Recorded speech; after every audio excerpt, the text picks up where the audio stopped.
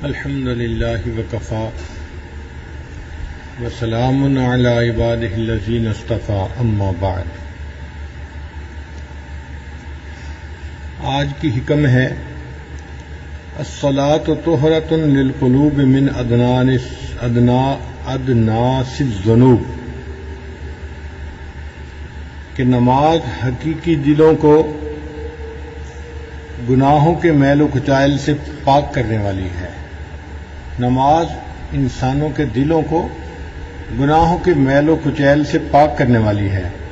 وَاستفتاحٌ لباب الغیوب، اور پوشیدہ اسرار کا دروازہ کھولنے والی ہے۔ نماز کے بارے میں فرمایا گیا۔ ایک دوسری حکم میں فرماتے ہیں الصلاۃ محل المناجات، نماز سرگوشی کا محل ہے۔ ومعدن المصافات، اور محبت و اخلاص کی جگہ ہے۔ تتسع فیہا میادین الاسرار، اسرار کے میدانوں میں، یعنی قلب کے میدان اسراروں کے لیے فراخ ہوتے ہیں۔ وفیہا شوارق الانوار، اور اس میں انوار کے ستارے چمکتے ہیں۔ جتنے اعمال فرض ہیں ان میں نماز سب سے افضل عمل ہے، اس لیے قیامت کے دن سب سے پہلے نماز ہی کا حساب ہوگا۔ قرآن مجید میں فرمایا گیا ان الصلاۃ تنہی عن الفحشاء والمنکر، کہ نماز انسان کو برے کاموں سے اور فحش کاموں سے روک دیتی ہے۔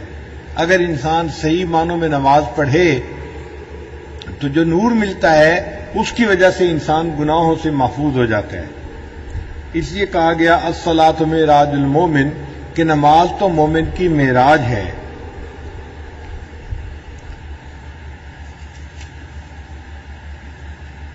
حدیث مبارکہ میں ہے کہ سجدہ کرنے والا اللہ تعالیٰ کے دونوں قدموں پر سجدہ کرتا ہے۔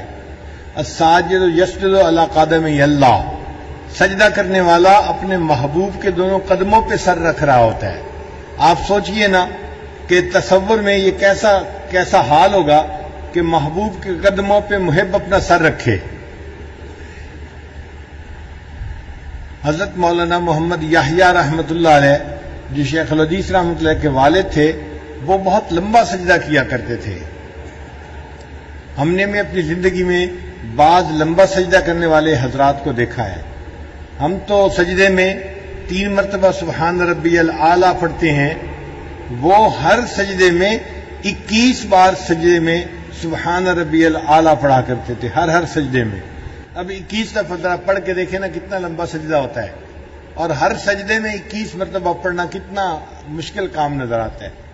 ہمارے پاس فرصت بھی ہوتی ہے، وقت بھی ہوتا ہے، کوئی ڈنڈا لے کے سر پہ کھڑا بھی نہیں ہوتا، لیکن محبت کی کمی کی وجہ سے بس ہم 3 مرتبہ ہی سجدے میں پڑھتے ہیں اور سجدہ ختم کر دیتے ہیں۔ اور ہمارے اکابر لمبا سجدہ کیا کرتے تھے۔ تو مولانا یحییٰ رحمۃ اللہ علیہ سے کسی نے پوچھا حضرت آپ اتنا لمبا سجدہ کیوں کرتے ہیں؟ انہوں نے کہا کہ مجھے یوں محسوس ہوتا ہے میں نے اپنے آقا کے قدموں پہ سر رکھ دیا، میرا سر اٹھانے کو دل ہی نہیں چاہتا۔ تو یہ کیفیت ہو نا سجدے میں کہ سر اٹھانے کو دل ہی نہیں چاہتا۔ حدیث مبارکہ میں ہے اللہ تعالیٰ کے نزدیک بندے کی کوئی حالت اس سے زیادہ پسندیدہ نہیں کہ اللہ تعالیٰ اس بندے کو اپنا چہرہ خاک آلود کر کے سجدہ کرتے ہوئے دیکھے۔ اور ایک حدیث پاک میں فرمایا گیا اقرب ما یکون العبد من الرب فی الصلاۃ، نماز میں بندہ اپنے رب کے سب سے زیادہ قریب ہوتا ہے۔ اور ایک حدیث مبارکہ میں ہے کہ جب بندہ نماز کی تکبیر کہتا ہے، یعنی نماز شروع کرتا ہے، تو اللہ تعالیٰ اپنی ذات سے اس کی طرف متوجہ ہو جاتے ہیں، بس اس بندے سے اللہ تعالیٰ رخ نہیں پھیرتے یہاں تک کہ وہ بندہ اپنا رخ پھیر لے یا کوئی بری بات کہے۔ یعنی جب تک بندہ خود اپنا رخ نہیں پھیر لیتا اللہ تعالیٰ اس کی طرف اپنا رخ کر کے ہی رہتے ہیں۔ اس لیے نماز کے بعد تھوڑی دیر بیٹھنا، ذکر کرنا یا دعا کرنا، یہ ہمارے مشائخ کا معمول رہا ہے۔ ایک حدیث مبارکہ میں ہے کہ جب بندہ نماز میں کھڑا ہوتا ہے اس کے لیے جنت کے دروازے کھول دیے جاتے ہیں اور اس کے پروردگار کے درمیان کے پردے اٹھا دیے جاتے ہیں۔ بندے اور اللہ کے درمیان کے پردے ہٹا دیے جاتے ہیں، اور بندے کو گویا نماز میں اللہ کا دیدار نصیب ہوتا ہے۔ اچھا، ایک بات کو ذہن میں رکھیے کہ محبوب سے اگر ملاقات ممکن نہ ہو تو لوگ اپنے تصور میں محبوب سے ملاقات کرتے ہیں۔ بہت سارے نوجوان جن کا نکاح ہو جاتا ہے، رخصتی نہیں ہوتی، وہ اپنی سوچ میں سوچتے ہیں کہ میں فلاں دن جو ہے دلہا بنوں گا اور اپنی دلہن سے ملاقات ہوگی تو ایسی دلہن ہوگی، یعنی وہ تصور میں اپنی ملاقات کے بارے میں سوچتے ہیں۔ رب کریم نے بھی فرما دیا، میرے بندو تم دنیا میں رہتے ہوئے مجھے دیکھ نہیں سکتے، یہ دنیا دیدار کا مقام نہیں ہے، دیدار کا مقام جنت ہے۔ ہاں تمہارا دل چاہے گا کہ وہ دیدار کیسا ہوگا، لہذا ہر دن میں 5 مرتبہ تم تصور میں میرا دیدار کیا کرو۔ تو یہ جو 5 نمازیں ہیں، یہ تصور میں بندہ اپنے رب کا دیدار کر رہا ہوتا ہے۔ اس لیے فرمایا ان تعبد اللہ کأنک تراہ، تم اللہ کی عبادت ایسے کرو جیسے کہ تم اسے دیکھتے ہو۔ فإن لم تکن تراہ، اور اگر تمہیں یہ کیفیت حاصل نہ ہو کہ تم اس کو دیکھ سکو تو اس طرح محسوس کرو کہ وہ تمہیں دیکھ رہا ہے۔ محبوب بندے کو دیکھے تو محب کو اس میں بھی لذت ملتی ہے۔ چنانچہ کتابوں میں واقعہ لکھا ہے، ایک آدمی تھا، اس کو کسی جرم کی پاداش میں درے لگے، اور اس کو اتنے درے لگے مگر اس نے زبان سے سی تک نہیں نکالی، خاموشی سے برداشت کر لیے۔ لوگ بڑے حیران کہ اتنی سزا ملی اور اس بندے نے آواز بھی نہیں نکالی۔ تو اس کے کسی دوست نے پوچھا کہ تم نے اتنے آرام سے سزا کیسے برداشت کر لی؟ اس نے کہا کہ میں نے سنا تھا کہ میرا محبوب بھی دیکھنے کے لیے آیا تھا، میں نے اس لیے سزا برداشت کر لی، میں نے اپنی منہ سے آواز نہیں نکالی کہ پتہ نہ چلے کہ سزا ہو رہی ہے۔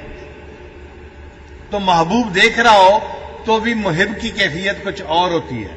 تو یا تو محب محبوب کو دیکھے، یہ سب سے اعلیٰ قسم ہے، اس کو مشاہدہ کہتے ہیں، اور دوسرا اس کو مراقبہ کہتے ہیں کہ بندہ یہ محسوس کرے کہ محبوب مجھے دیکھ رہا ہے۔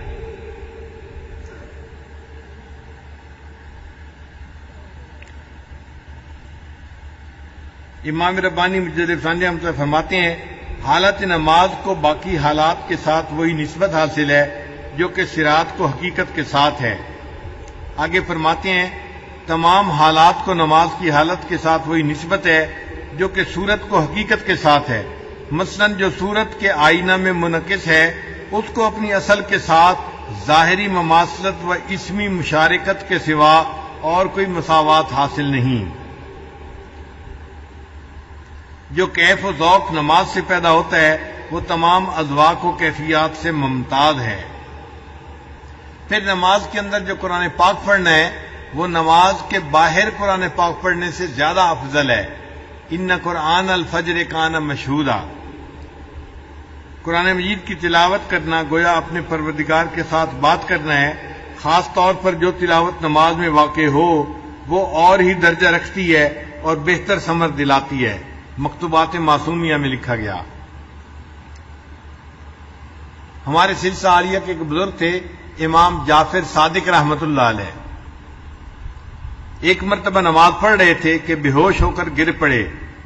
جب ہوش میں آئے تو ان سے دریافت کیا گیا، انہوں نے فرمایا کہ میں قرآن مجید کی ایک آیت کو بار بار پڑھ رہا تھا، یہاں تک کہ اس آیت کو میں نے متکلم سے خود سنا۔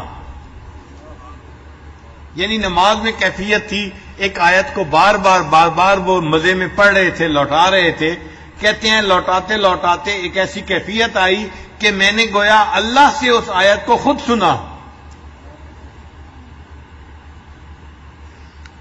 حافظ ابن حجر رحمۃ اللہ علیہ نے منہبات میں حضرت عثمان غنی اللہ عنہ سے روایت کی ہے کہ جو شخص اوقات کی پابندی کے ساتھ نماز پڑھے اللہ تعالیٰ اس کو 9 انعام عطا فرماتے ہیں۔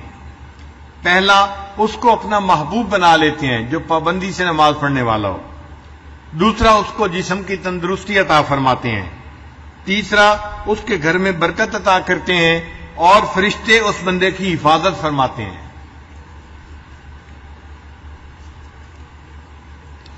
اس کے چہرے پر صلحاء کا نور ظاہر کر دیا جاتا ہے، اس بندے کا دل نرم کر دیا جاتا ہے۔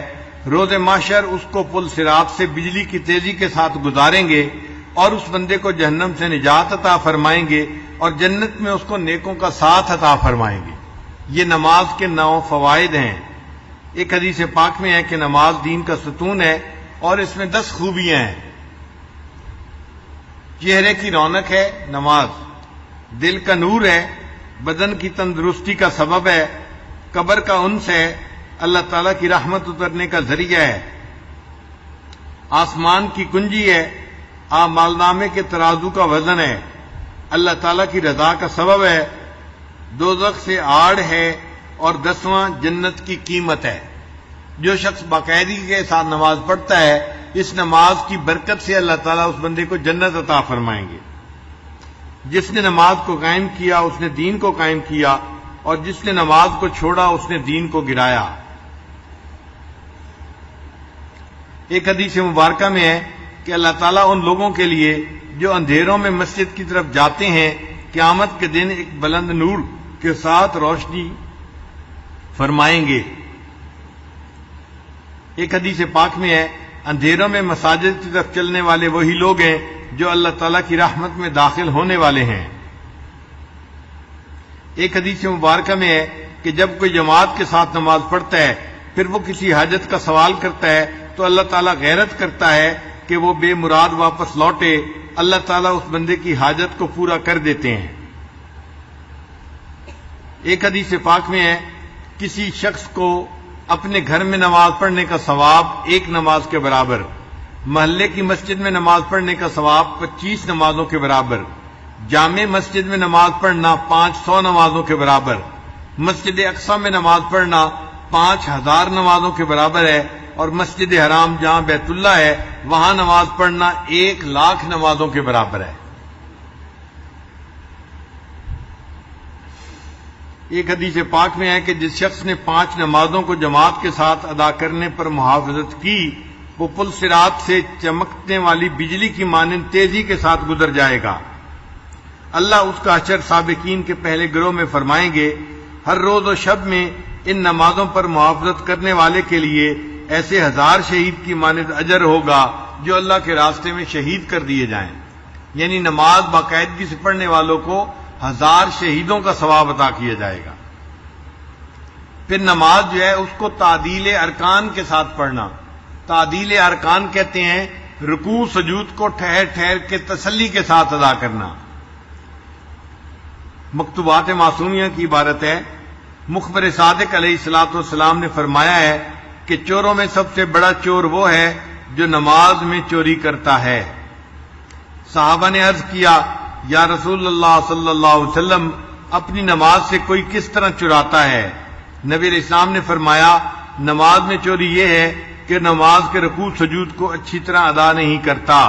نیز نبی علیہ السلام نے فرمایا کہ خدائے جل شانہ اس شخص کی نماز کی طرف نگاہ اٹھا کر بھی نہیں دیکھتا جو رکوع اور سجود میں اپنی پیٹھ کو ثابت یعنی سیدھا نہیں رکھتا۔ اور نبی علیہ السلام نے ایک شخص کو نماز ادا کرتے ہوئے دیکھا کہ رکوع و سجود پوری طرح ادا نہیں کر رہا، تو آپ صلی اللہ علیہ وسلم نے اس سے فرمایا کیا تو اللہ تعالیٰ سے نہیں ڈرتا؟ اگر تو اسی عادت پر مر گیا تو دین محمدی پر تیری موت نہیں آئے گی۔ نیز نبی علیہ السلام نے فرمایا تم میں سے کسی کی نماز اس وقت تک کامل نہیں ہوگی جب تک کہ وہ رکوع کے بعد پوری طرح سیدھا کھڑا نہ ہو اور اپنی پیٹھ کو سیدھا نہ کر لے اور اس کا ہر ایک عضو اپنی جگہ قرار نہ پکڑ لے۔ نبی علیہ السلام نے فرمایا کہ جو شخص دونوں سجدوں کے درمیان بیٹھنے کے وقت اپنی پشت کو سیدھا نہیں کرتا اس کی نماز کامل نہیں ہوتی۔ نبی علیہ السلام ایک نمازی کے پاس سے گزرے، دیکھا کہ وہ احکام و ارکان قوم و جلسہ پوری طرح ادا نہیں کر رہا تھا، تو آپ صلی اللہ علیہ وسلم نے اس سے فرمایا اگر تو اسی عادت پر مر گیا تو قیامت کے دن تجھ کو میری امت میں سے نہ لیا جائے گا۔ اور دوسری جگہ فرمایا اگر تو اسی عادت پر مر گیا تو دین محمدی پر تو نہیں مرے گا، کیونکہ تیری نماز جو ہے وہ پوری نہیں ہے۔ اس کو نماز کی چوری کہا گیا اگر نماز کے ارکان کو صحیح طرح ادا نہ کیا جائے۔ حضرت ابو ہریرہ نے فرمایا کہ کوئی شخص ایسا ہوتا ہے کہ 60 سال تک نماز پڑھتا رہے اور اس کی ایک نماز بھی قبول نہیں ہوتی، کیونکہ اس شخص نے رکوع سجود کو بخوبی بھی ادا نہیں کیا ہوتا۔ کہتے ہیں کہ زید نے ایک شخص کو دیکھا کہ نماز پڑھ رہا ہے اور رکوع و سجود پوری طرح ادا نہیں کر رہا، تو آپ نے اس شخص کو بلایا اور اسے پوچھا کہ تو کب سے اس طرح کی نماز پڑھ رہا ہے؟ اس نے کہا 40 سال سے۔ آپ نے فرمایا اس 40 سال کے عرصہ میں تیری ایک نماز بھی نہیں ہوئی، اگر تو مر گیا تو نبی علیہ الصلوۃ والسلام کی سنت پر تو نہیں مرے گا۔ تو تعدیل ارکان کا خیال رکھنا کتنا ضروری ہے۔ ہم نماز پڑھیں تو نماز کو تسلی کے ساتھ پڑھیں، سکون کے ساتھ پڑھیں۔ نماز مومن کے لیے محبوب کے لقاء کا ذریعہ ہے، ذریعہ لقاء یار ہے، کوئی سزا نہیں ہے کہ انسان کہے جی کہ بس مجھے تو دن میں 5 مرتبہ مصیبت پڑ گئی ہے اس نماز کو پڑھنے کی۔ اللہ رب العزت نے اپنے پیارے حبیب صلی اللہ علیہ وسلم کو عرشوں پہ بلایا معراج کے لیے۔ اب جو کسی محبوب کو گھر بلائے اور اس کو تحفہ دے تو اپنی طرف سے بہترین تحفہ دیتا ہے۔ اللہ رب العزت نے اپنے پیارے حبیب صلی اللہ علیہ وسلم کو عرشوں پہ بلا کے ان کو نماز کا تحفہ عطا فرمایا۔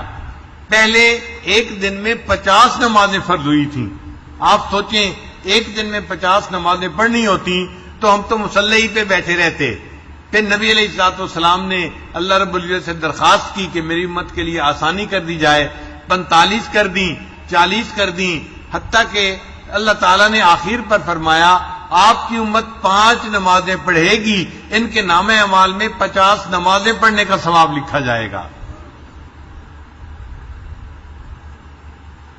نماز اچھی طرح ادا کرنے پر نماز نمازی کے لیے اچھی دعا کرتی ہے، ورنہ نمازی کے لیے بد دعا کرتی ہے۔ منقول ہے کہ جب مومن بندہ نماز اچھی طرح ادا کرتا ہے اور اس کے رکوع و سجود بخوبی لاتا ہے تو اس کی نماز بشاشت والی اور نورانی ہوتی ہے۔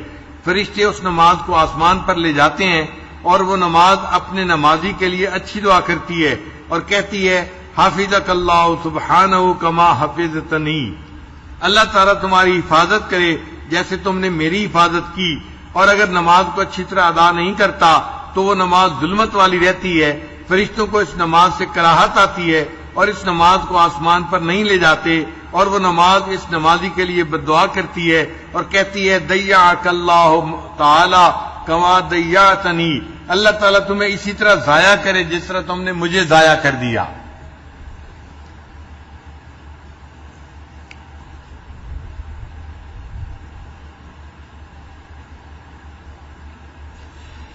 نماز کو کامل طور پر ادا کریں اور تعدیل ارکان کو طمانینت کے ساتھ ادا کرنے میں کوشش کریں، کیونکہ اکثر لوگ اس دولت سے محروم ہیں اور یہ عمل متروک ہو رہا ہے۔ اس عمل کا زندہ کرنا بھی دین کی اہم ضروریات میں سے ہے۔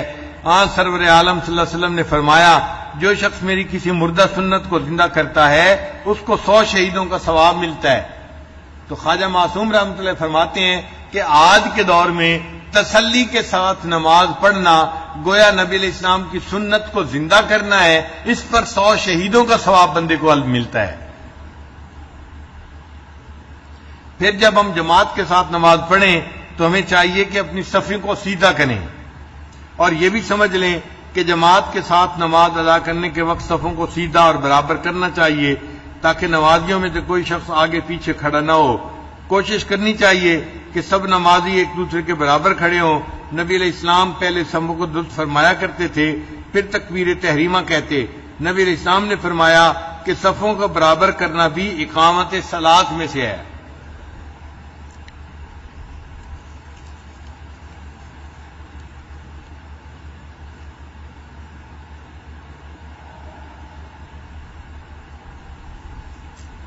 کسی نے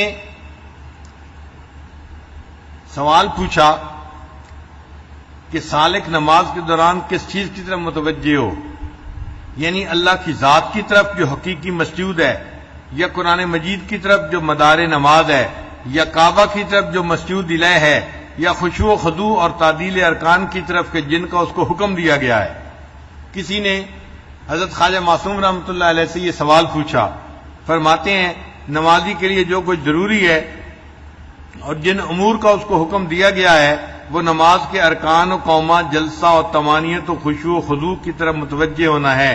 قد افلح المؤمنون الذین هم فی صلاتهم خاشعون، اور نماز میں خشوع مثلا قیام میں سجدہ کی جگہ پر نگاہ لگا دینا وغیرہ، اور نیز قرآن مجید کی قرات کی طرف متوجہ ہونا، اور اگر وہ اہل حقیقت میں سے ہے تو اس کے معنی و اسرار میں غور کرنا ہے، ورنہ اس قدر سمجھے کہ یہ حق جل و علا کا کلام ہے، اور ذات بات کی طرف متوجہ ہونا نماز کے مامورات میں سے نہیں ہے۔ اس کے باوجود ہم کہتے ہیں کہ ان امور کی طرف متوجہ ہونا عین ذات مسجود کی طرف متوجہ ہونا ہے، کیونکہ ذات بات اسماء و صفات کا لحاظ کیے بغیر، جیسا کہ آپ نے لکھا ہے، توجہ مراقبہ اور تصور سے بالاتر ہے۔ زیادہ عارف رہا وہ عارف جو کہ ذات بات سے واصل ہے اور وصل عریانی کے ساتھ ممتاز ہے، اس کا معاملہ جدا ہے۔ یعنی عام لوگوں کو تو تعدیل ارکان کی طرف دھیان رکھنا چاہیے، جو اس سے اوپر مقام رکھتے ہیں وہ نماز کے معنی کی طرف دھیان رکھیں، اور جو اس سے بھی اوپر خیال رکھتے ہیں وہ قرآن پاک کی تلاوت کے معنی پر خاص دھیان رکھیں، اور جن کو اللہ نے اس سے بھی زیادہ صاف دل عطا کیا ہے وہ اللہ تعالیٰ کی ذات کی طرف متوجہ ہوں اور اللہ تعالیٰ کی طرف پوری نماز کے اندر دھیان رکھیں۔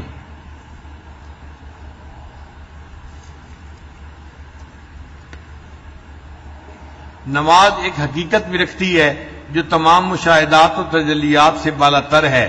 جس قدر نماز کی ظاہری صورت کی تکمیل میں کوشش کی جائے گی، اس حقیقت کے ساتھ اسی قدر مناسبت پیدا ہو جائے گی۔ یعنی جو نماز کو ظاہری طور پر اچھی طرح ادا کرے گا، اللہ اس کو نماز کی حقیقت بھی جلدی عطا فرما دیں گے۔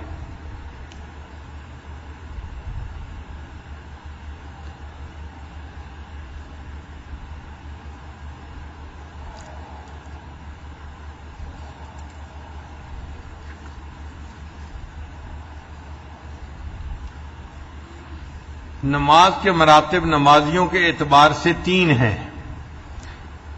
ایک ہے عوام الناس کی نماز، دوسری ہے خواص کی نماز۔ خواص کی نماز یہ ہے کہ ظاہری تعدیل ارکان کے ساتھ ساتھ باطنی توجہ بھی ارکان نماز کی طرف ہو، اور ایک ہے ان سے بھی زیادہ خاص لوگوں کی نماز، یہ محویت اور استغراق کی نماز ہے اور اہل عشق کا حصہ ہے۔ نماز کو سیور اربع کے ساتھ مناسبت حاصل ہے۔ سیور اربع آپ نے سنی ہوگی، سیر اللہ، سیر فی اللہ، سیر ان اللہ اور سیر فی الاشیاء، یہ 4 سیریں ہیں جن کو سیور اربع کہتے ہیں۔ تو نماز کی مثال بھی سیور اربع کی مانند ہے۔ اذان سن کر مسجد کی طرف جانا یہ سیر اللہ کی مانند ہے۔ اذان سن کے مسجد کی طرف جانا یہ سیر اللہ کی مانند ہے۔ قیام، رکوع اور سجود کرنا یہ سیر فی اللہ کی مانند ہے، اور اتحیات میں بیٹھنا سیر ان اللہ کی مانند ہے، اور سلام پھیر کر نماز سے خارج ہونا یہ سیر فی الاشیاء کی مانند ہے۔ تو نماز کی سیور اربع کے ساتھ گویا مناسبت آ گئی۔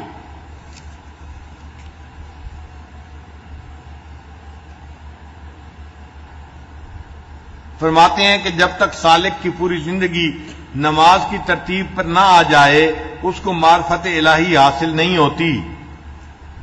گناہوں سے سچی توبہ کرنا یہ طہارت اور وضو کرنے کی مانند ہے۔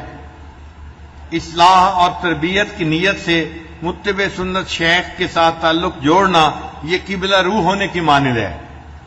پھر مجاہدہ نفس کو اختیار کرنا قیام صلاۃ کی مانند ہے۔ دوام ذکر کو اختیار کرنا تلاوت قرآن کی مانند ہے۔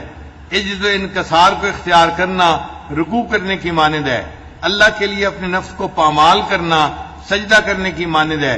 وقوف قلبی کو اختیار کرنا یہ تشہد میں بیٹھنے کی مانند ہے، اور ترک لذات دنیا کو کرنا سلام پھیرنے کے قائم مقام ہے۔ تو بندے کی پوری زندگی نماز کی ترتیب کے اوپر آ جانی چاہیے۔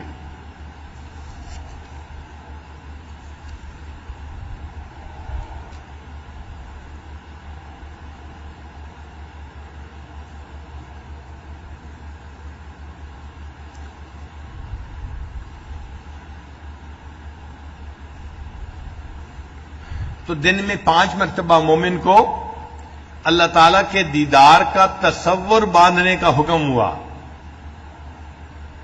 اور جب یہ مومن فوت ہو جائے گا اور قیامت کے دن اللہ کے سامنے پیش ہوگا تو اللہ رب العزت اس بندے کو اپنی تجلی کی ابتدا فرمائیں گے. اچھا، تجلی کی ابتدا کیسے؟ کہ پہلی مرتبہ جب یہ محبوب کے سامنے ہوگا تو ادب کی وجہ سے، روب کی وجہ سے اللہ تعالیٰ کے چہرے کا دیدار کرنا اس کے لیے مشکل ہو جائے گا. لہذا قیامت کے دن اللہ تعالیٰ چہرے کا دیدار نہیں کروائیں گے. کیا کریں گے؟ یوم یکشف عن ساق، قرآن مجید کی آیت ہے، اللہ تعالیٰ اپنی پنڈلی کی تجلی فرمائیں گے اور اس کی تجلی پر ساری مخلوق اللہ کے سامنے سجدے میں گر جائے گی سوائے کافروں کے یا فاسقوں کے. اچھا، محبوب کے قدموں پہ تو پہلے ہی نظر ہوتی ہے سالک کی، محب کی. اگر پنڈلی کھول دی جائے تو نظر تھوڑی اور اوپر ہونا آسان کام ہے، اس لیے اللہ تعالیٰ نے پنڈلی کی تجلی فرمائی. اور جب پنڈلی کی تجلی ہو گئی تو اب گویا جھجک اتر گئی. اب یہ مومن جنت میں جائے گا، اللہ تعالیٰ اس کو چہرے کا دیدار عطا فرمائیں گے. اور چہرے کا دیدار یہ سب سے بڑی نعمت ہے جو مومن کو عطا ہو جائے گی. اس میں بھی ایک بہت ہی خوبصورت بات یہ ہے کہ اللہ تعالیٰ کا جو دیدار ہوگا وہ بندے کو اپنی معرفت کے حساب سے ہوگا. مثال کے طور پہ ایک بندے کی نظر بہت کمزور ہے، اس کے سامنے خوبصورت پھول آپ پیش کریں تو اس کو پھول پوری طرح نظر بھی نہیں آتا، بس موٹا موٹا پتہ چلتا ہے کہ ہاں کوئی پھول نما چیز میرے سامنے ہے. وہ اس کے رنگ سے، اس کی نزاکت سے پوری طرح واقف نہیں ہو سکتا کہ اس کی بینائی بہت کمزور ہے، اس کو موتیا بند محسوس ہو رہا ہے. اگر اس کی بینائی اور تیز ہے تو اس کو کم از کم پھول کا رنگ محسوس ہوگا. اگر اور تیز ہے تو رنگ کے اندر جو کمی بیشی ہے، شیڈ ہے، اس کا بھی اس کو پتہ چلے گا. اور اگر اس کی نظر 6x6 ہے، اب اس کو صرف پھول کے رنگ کی ہی پتہ نہیں چلے گا، اس کی نزاکت کا بھی مزہ آئے گا. تو جتنی بینائی تیز ہوتی جائے گی پھول کو دیکھنے کا مزہ اتنا ہی بڑھتا چلا جائے گا. اسی طرح مومن کی معرفت کا معاملہ ہے. جس کو دنیا میں معرفت حاصل نہیں ہوگی، اگر جنت چلا بھی گیا اس کو اللہ تعالیٰ کے دیدار کا وہ پورا مزہ حاصل نہیں ہوگا جو ہونا چاہیے تھا. جس کی معرفت اور زیادہ ہوئی اس کو اس سے زیادہ مزہ آئے گا. اور جن لوگوں نے اللہ کی پوری معرفت کو حاصل کیا ان کو جنت میں اللہ تعالیٰ کے حسن حقیقی کو دیکھنے کا پورا مزہ نصیب ہوگا. امام ربانی مجدد ثانی رحمۃ اللہ نے ایک عجیب بات لکھی ہے. وہ فرماتے ہیں کہ دنیا میں انسان جیسی نماز پڑھتا ہے اس کو جنت میں ویسا ہی دیدار ہوگا. اگر دنیا میں اس کو دنیا کے خیال نماز کے اندر آتے رہتے ہیں تو یہ تمام خیالات اللہ تعالیٰ کے چہرے کے اوپر قیامت کے دن ایک پردے کی مانند بن جائیں گے. یعنی اس کو اللہ کا دیدار تو نصیب ہوگا مگر بندے اور اللہ کے درمیان ایک پردہ آ جائے گا، اس کو پردے کے اندر سے چہرہ نظر آئے گا. اور جو بندہ بغیر وساوس کے نماز پڑھے گا اس کو اپنے محبوب کا دیدار بغیر پردے کے نظر آئے گا. اس لیے دنیا میں ایسی نماز پڑھنے کی کوشش کرنی چاہیے جو بغیر دنیا کے خیالات کے ہو، باہر کے خیالات کے ہو، تاکہ اللہ تعالیٰ جنت میں بغیر کسی پردے کے اللہ کا دیدار نصیب ہو جائے.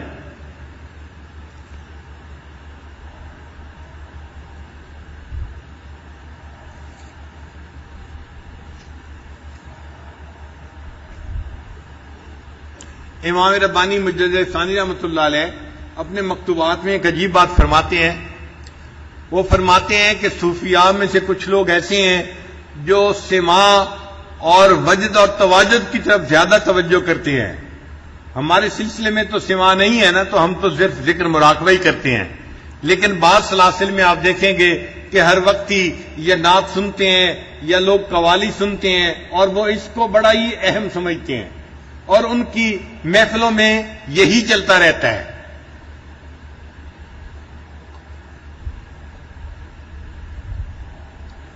چنانچہ وہ اس نغمہ و سماع کا مزہ لیتے ہیں اور ان کے اشعار سن کر ان کے اوپر کیفیات بنتی ہیں.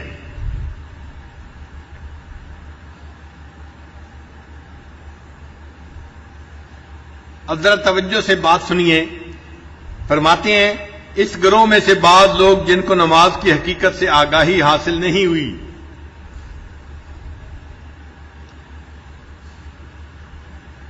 یعنی جو نماز کی صحیح کیفیت سے آگاہ نہیں ہوئے، اور اس کے مخصوص کمالات پر اطلاع نہیں بخشی گئی۔ انہوں نے اپنے امراض کا علاج دوسرے امور میں تلاش کیا اور اپنی مرادوں کا حاصل دوسری چیزوں پر وابستہ جانا، بلکہ اس میں سے ایک گروہ نے نماز کو بے فائدہ سمجھ کر وصول اللہ کی بنیاد نماز کے علاوہ اور عبادات پر رکھی اور روزہ کو نماز سے افضل جانا۔ بعض ایسے بھی لوگ گزرے ہیں جن کو جو ہے وہ بدعات کرنے والے تھے، انہوں نے روزہ کو نماز پر فضیلت دی اور کہا کہ روزے میں کیفیات زیادہ بہتر ہوتی ہیں بنسبت نماز کے، اس لیے کہ ان کو نماز کی حقیقت کا پتہ نہیں تھا۔ اس قسم کی باتیں اہل سکر کے احوال میں سے ہیں، اور ایسی باتیں حقیقت نماز سے بے خبری کی وجہ سے ہیں، بلکہ طائفہ یعنی اس صوفیہ کی ایک کثیر تعداد نے اپنے اضطراب اور بے قراری کی تسکین کو سماع اور نغمہ اور وجد و تواجد میں تلاش کیا اور اپنے مطلوب کو نغمہ کے پردوں میں مطالعہ کیا اور رقص کو اپنا مسلک بنا لیا، حالانکہ انہوں نے سنا ہوگا ما جعل اللہ فی الحرام شفاءً، اللہ تعالیٰ نے حرام چیز میں شفا نہیں رکھی۔ اگر نماز کے کچھ حقیقت بھی ان پر منکشف ہو جاتی تو ہرگز نماز سماع اور نغمہ کا دم نہ بھرتے اور وجد و تواجد کو یاد نہ کرتے۔ یعنی یہ جو سماع کے پیچھے بھاگتے پھرتے ہیں، یہ اس لیے ہے کہ یہ لوگ نماز کی حقیقت سے واقف نہیں ہیں۔ اور ایک جگہ پر امام ربانی مجدد ثانی رحمۃ اللہ فرماتے ہیں، اگر نماز نہ ہوتی تو محبوب حقیقی کے چہرے سے پردہ کون اٹھاتا اور حسن حقیقی سے آگاہ کون ہو سکتا؟ یہ تو نماز ہی ایک عمل ہے کہ جس کے ذریعے انسان اس دنیا میں اللہ رب العزت کے حسن حقیقی کا تصور کرتا ہے اور قیامت کے دن اس کے حسن کو دیکھنے کا حقدار بن جاتا ہے۔ اگر نماز نہ ہوتی ہم اس حسن کو دیکھنے کے حقدار کیسے بن سکتے تھے؟ تو نماز کی بڑی اہمیت ہے اور فضیلت ہے، ہمیں چاہیے بنا سنوار کے نماز پڑھنے کی کوشش کریں۔ چنانچہ نبی علیہ الصلوۃ والسلام نے صحابہ کو نماز پڑھ کے دکھائی اور فرمایا صلو کما رأیتمونی اصلی، جس طرح تم مجھے نماز پڑھتے ہوئے دیکھتے ہو تم بھی بالکل اسی طرح نماز پڑھنے کی کوشش کرو۔ نماز میں شروع میں دل نہیں لگتا، مگر جب انسان کوشش کرتا ہے تو بالآخر اللہ تعالیٰ اس کو نماز کے اندر جاذبیت عطا فرما دیتے ہیں، اور جس کو نماز کی جاذبیت نصیب ہو گئی یہ بڑی نعمت ہے جو اللہ نے اس بندے کو اس دنیا میں عطا فرما دی۔ دعا ہے کہ اللہ تعالیٰ ہمیں بھی نماز کی حقیقت سے آگاہی نصیب فرمائے اور ایسی نماز عطا فرمائے جیسی اللہ تعالیٰ اپنے بندے سے دنیا میں چاہتے ہیں، وہ نماز جو جنت میں ہمیں اللہ تعالیٰ کا صحیح دیدار عطا کرنے کا ذریعہ بن جائے۔ رب العالمین والعاقبۃ للمتقین والصلاة والسلام علی رسولہ محمد وآلہ واصحابہ اجمعین۔ اللہم ربنا آتنا فی الدنیا حسنۃ وفی الآخرۃ حسنۃ وقنا عذاب النار۔ ربنا ظلمنا انفسنا وان لم تغفر لنا وترحمنا لنکونن من الخاسرین۔ ربنا لا تؤاخذنا ان نسینا او اخطأنا، ربنا ولا تحمل علينا إصرا كما حملته على الذين من قبلنا، ربنا ولا تحملنا ما لا طاقة لنا به، واعف عنا واغفر لنا وارحمنا أنت مولانا فانصرنا على القوم الكافرين۔ اے کریم پروردگار، ہم تیرے عاجز و مسکین بندے ہیں، ہمارے حال پہ رحم فرما، ہمارے گناہوں کو معاف فرما، ہماری خطاؤں کو معاف فرما، ہمارے عیبوں کی پردہ پوشی فرما۔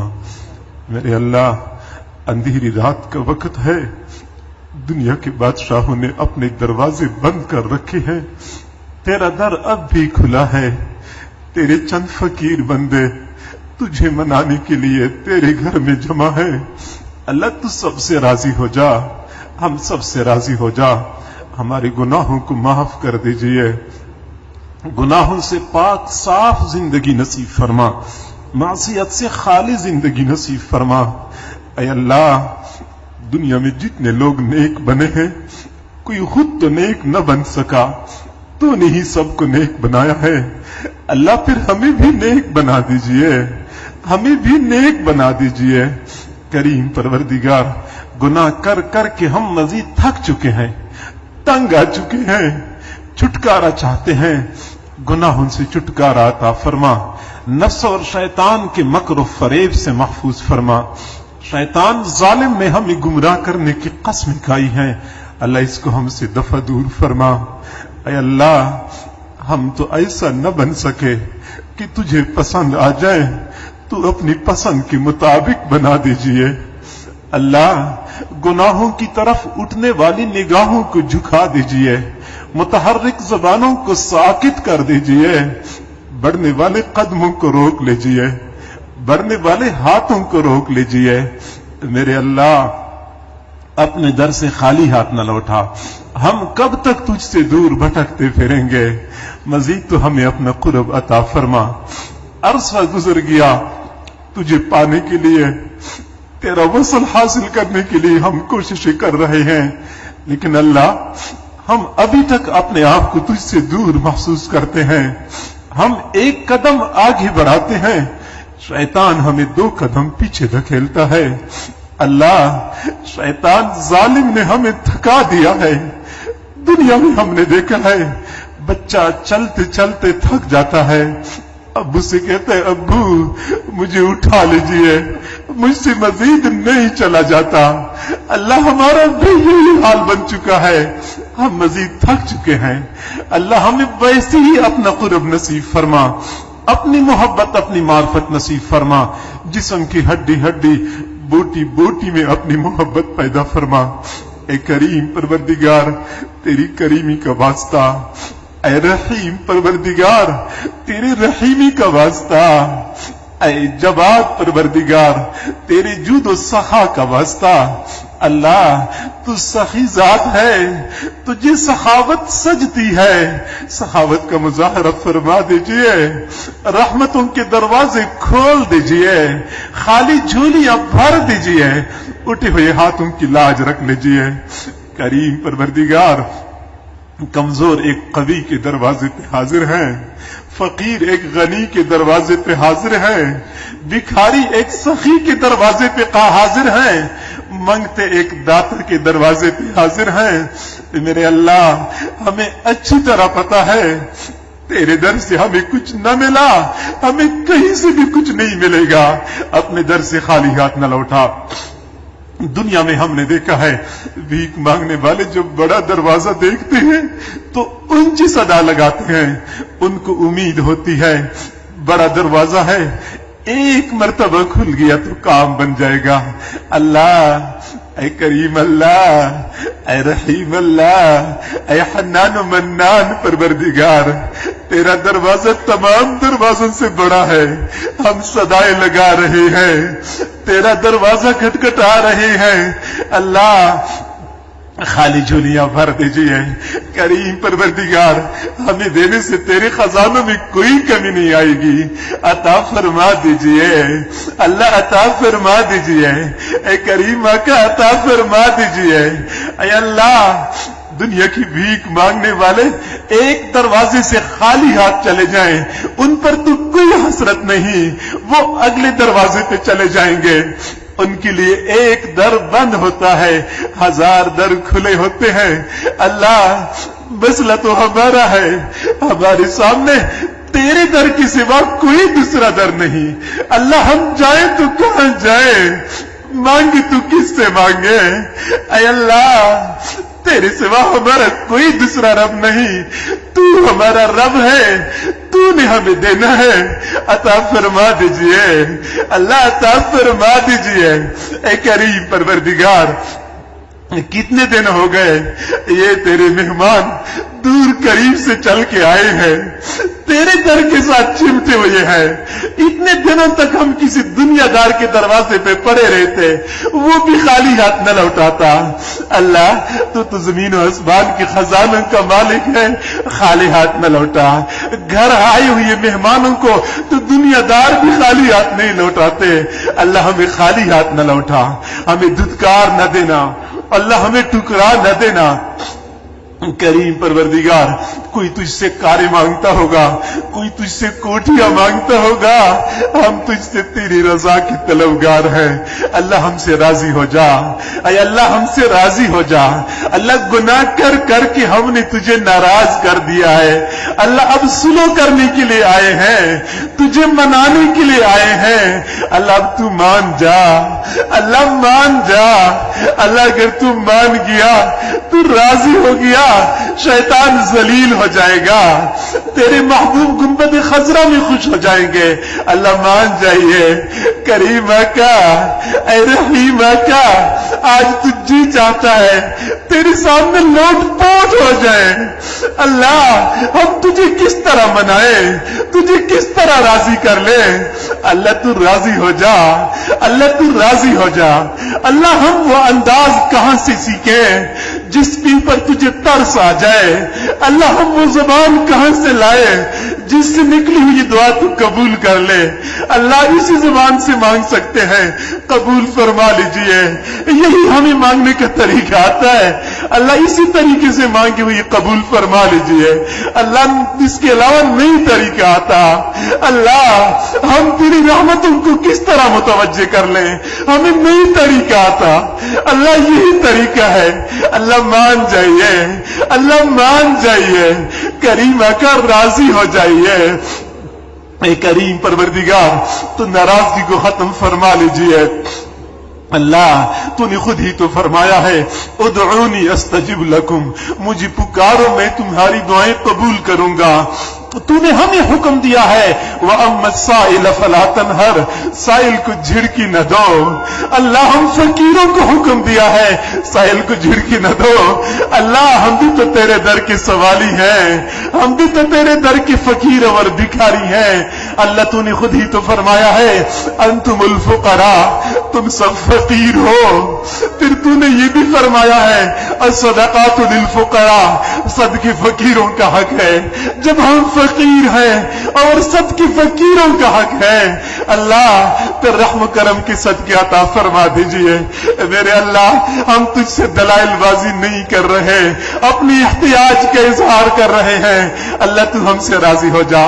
کریمہ کا، تیری بنا بھی کیا جینا، جب تو ہم سے ناراض ہے تو زندگی کا کیا لطف ہے۔ راضی ہو جائیے، اللہ راضی ہو جائیے۔ ہماری چھوٹی موٹی غلطیوں کو معاف کر دیجئے۔ اللہ تم معاف کرنے کو پسند کرتا ہے، معاف فرما دیجئے۔ اللہ مجمع میں جتنے حضرات موجود ہیں یا دور بیٹھے لوگ دعاؤں پر آمین کہہ رہے ہیں، اللہ سب پر ایک مرتبہ محبت کی نظر ڈال دیجئے۔ اللہ ایک نظر سے ہمارا کام بن جائے گا، ایک مرتبہ محبت کی نظر ڈال دیجئے۔ وہ محبت کی نظر جو تو نے بشر حافی پر ڈالی تھی، وہ دنیا کے شراب خانے میں شراب کے نشے میں مست ہے، تیری محبت کی نظر پڑ گئی، تو نے ان کو اپنا دیوانہ بنا دیا۔ اللہ جب تو اپنانے پہ آتا ہے، شراب خانوں سے لوگوں کو اٹھا کے اپنا دیوانہ بنا دیتا ہے۔ اللہ ہم شراب خانے میں تو جمع نہیں ہو چکے، اللہ ہم نے شراب تو نہیں پی ہوئی، تیری محبت کی تلاش میں در در کی ٹھوکریں کھاتے ہوئے یہاں پہنچ چکے ہیں، محبت کی بھیک مانگ رہے ہیں۔ اللہ محبت عطا فرما دیجئے، اللہ عطا فرما دیجئے۔ اے کریمہ کا، ہمیں خالی ہاتھ نہ لوٹا، اللہ خالی ہاتھ نہ لوٹا۔ اللہ ہمیں اپنی محبت نصیب فرما، اپنے محبوب صلی اللہ علیہ وسلم کی سچی محبت نصیب فرما۔ اے اللہ ہم ایسے زمانے میں پیدا ہوئے کہ تیرے محبوب کا دیدار کھلی آنکھوں سے نہ کر سکے۔ ہم دعا کرتے ہیں خواب میں تو بار بار محبوب کا دیدار نصیب فرما، اس دنیا میں گنبد خضرا کی زیارت بار بار نصیب فرما، حرمین شریفین کی زیارت بار بار نصیب فرما۔ اے کریم پروردگار، کتنے لوگ قیامت کے دن ایسے ہوں گے پیاس سے بے تاب ہو کے بھاگتے ہوئے حوض کوثر پہ پہنچیں گے، حضور صلی اللہ علیہ وسلم مسکرا مسکرا کے استقبال کریں گے، اپنے ہاتھوں سے پانی کے پیالے پیش کریں گے۔ اللہ یہ سعادت ہمیں بھی نصیب فرما دیجئے، نصیب فرما دیجئے۔ اے کریم پروردگار، قیامت کے دن محبوب کے ہاتھوں حوض کوثر کے جام سے محروم نہ فرما۔ اے کریم آقا، اے رحیم پروردگار، ہمیں یہاں سے خالی ہاتھ نہ لوٹا۔ میرے اللہ، ہم یقیناً بہت گناہگار ہیں، اللہ بہت سیاہکار ہیں، ہمارے گناہ آسمان کے ستاروں سے زیادہ ہیں، زمین کے ریت کے ذرات سے زیادہ ہیں، سمندر کے پانی کے قطرات سے زیادہ ہیں۔ اللہ، ہم اقراری مجرم ہیں، ہم اعترافی مجرم ہیں، گناہوں کا اقرار کرتے ہیں، لیکن اللہ ہمارے گناہ تیرے رحم و کرم کے سمندروں سے زیادہ نہیں ہے۔ رحم و کرم کا مظاہرہ فرما دیجئے۔ بندہ گندگی، بچہ گندگی میں لتڑا ہوا ہوتا ہے، باقی لوگ تو نفرت کرتے ہیں، ماں تو نفرت نہیں کرتی، وہ سمجھتی ہے گندا ہے، بدبو آ رہی ہے، لیکن بیٹا تو میرا ہے، بچے کو صاف ستھرا کر کے سینے سے لگا دیتی ہے۔ اللہ، ہم یقیناً گناہوں میں لتڑے ہوئے ہیں، لیکن اللہ ہم سے نفرت نہ فرما دیجئے، ہمیں دھتکار نہ دیجئے، ہمیں معاف کر کے گناہوں سے صاف کر کے اپنا بنا دیجئے، اللہ اپنا بنا دیجئے۔ اے کریم پروردگار، بنی اسرائیل میں 100 بندوں کا قاتل جب توبہ کے ارادے سے نیکوں کی بستی کی طرف چل پڑا، ابھی بستی میں پہنچا نہیں تھا کہ تو نے مغفرت فرما دی۔ اللہ، ہم تو تیری رضا کی تلاش میں تجھے منانے کے لیے نیکوں کے قدموں میں پہنچ چکے ہیں۔ اللہ، اب تو معاف کر دیجئے، اللہ اب تو معاف کر دیجئے، اے کریم آقا معاف کر دیجئے۔ کریم پروردگار، ہم سے راضی ہو جائیے، اللہ ہمیں یہاں سے خالی ہاتھ نہ لوٹا۔ اے کریم آقا، ہماری پورے ملک کے حال پہ رحم فرما، یہ ملک مختلف بحرانوں کا شکار ہے، بحرانوں سے چھٹکارا نصیب فرما۔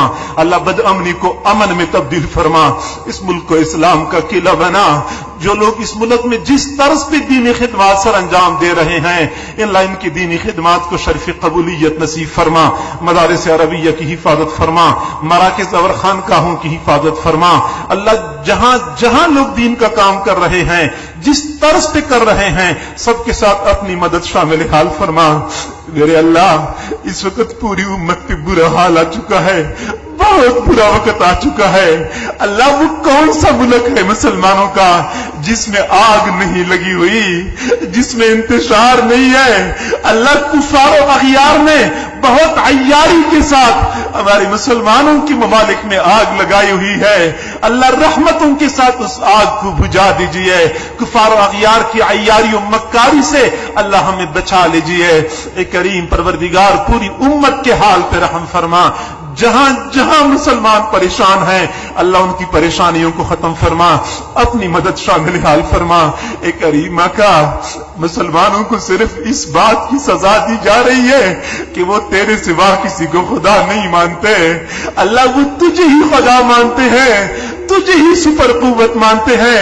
اللہ، پھر تو بھی اپنی قوتوں کا مظاہرہ فرما دیجئے، مسلمانوں کی مدد فرما، مسلمانوں کی مدد فرما، مسلمانوں کو وحدت نصیب فرما، اتفاق و اتحاد نصیب فرما۔ اللہ، مسلمان اتنے بے بس ہیں، ارب مسلمان اپنے حرمین کی حفاظت پر بھی قادر نہیں ہے، بیت المقدس کی حفاظت پر بھی قادر نہیں ہے۔ اللہ، ہمارے تو مقامات مقدسہ خطرے میں ہیں، اللہ حفاظت فرما دیجئے، حفاظت فرما دیجئے۔ اے کریم پروردگار، ہمارے حال پہ رحم فرما، تمام حضرات کی تمام نیک تمناؤں کو پورا فرما، سب کی پریشانیوں کو ختم فرما۔ اے کریم آقا، ہماری متوفیان کی مغفرت فرما، قبروں پہ لاکھوں کروڑوں اربوں خربوں رحمت نازل فرما، سیئات کو حسنات میں تبدیل فرما۔ جو لوگ رشتوں کی وجہ سے پریشان ہیں، ان کی پریشانیوں کو ختم فرما۔ جو اولاد کی وجہ سے پریشان ہیں، ان کی پریشانیوں کو ختم فرما۔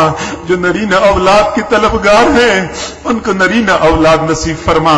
جو بیمار ہیں یا جن کے گھروں میں بیمار ہیں، اللہ ان کو شفا نصیب فرما، شفا کاملہ عاجلہ مستمرہ نصیب فرما۔ اللہ، بہت سارے حضرات ایسے ہوں گے جن کے دلوں میں چھپے ہوئے غم ہوں گے، وہ کسی کو بتا بھی نہیں سکتے ہوں گے۔ اللہ، تو دلوں کے بھید جانتا ہے، ان چھپے ہوئے غموں کو ختم فرما دیجئے۔ میرے اللہ، ہم اس اندھیری رات میں کس کے در پہ جائیں، کس کا دروازہ کٹکھٹائیں، کس کے سامنے ہاتھ پھیلائیں؟ تیرے در پہ آئے ہیں، کسی اور در پہ نہیں جانا چاہتے، تجھ سے ہی ہم نے لینا ہے، ہمیں عطا فرما دیجئے، ہمیں عطا فرما دیجئے۔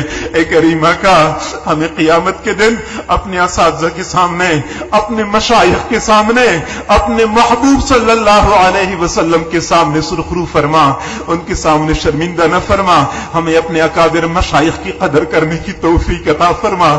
میرے اللہ، ہم تو نہ قدری ثابت ہوئے، نہ ہم تیری قدر کر سکے، نہ ہم تیرے مقربین کی قدر کر سکے۔ اللہ، ہم نہ قدرے ہیں، تو قدر کرنے کی توفیق عطا فرما۔ ہمارے اکابر، ہمارے حضرت جی کا سایہ ہم پر تا دیر قائم دائم فرما۔ اللہ، ان کو ہر قسم کی شرور و فتن سے مامون و محفوظ فرما۔ فیض کو عالم کے کونے کونے میں پہنچا، مزید فیض کو عام اور تام فرما۔ حاسدین کے حسد سے محفوظ فرما، شریروں کے شر سے پناہ نصیب فرما۔ جان مال کی حفاظت فرما، عزت آبرو کی حفاظت فرما، اہل و عیال کی حفاظت فرما۔ اللہ، اولادوں کو ان کے لیے خوشیوں کا ذریعہ بنا، دنیا اور آخرت میں عزتوں کا ذریعہ بنا۔ اللہ، جو حضرات دور قریب سے چل کے آئے ہیں، تمام حضرات کو ان کی امیدوں سے بڑھ کے عطا فرما۔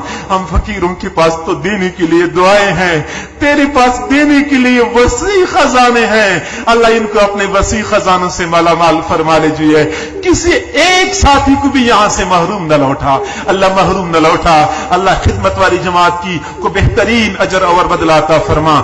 جو حضرات جس طرز پہ انتظام و انصرام میں تعاون کر چکے ہیں یا تعاون کر رہے ہیں، اللہ ان کو دنیا اور آخرت کی بلائیاں نصیب فرما۔ قیامت کے دن اپنے دین کے خدام میں اللہ ان کو کھڑا فرما۔ کریم پروردگار، ہماری ان دعاؤں کو اپنی رحمت سے قبول و منظور فرما۔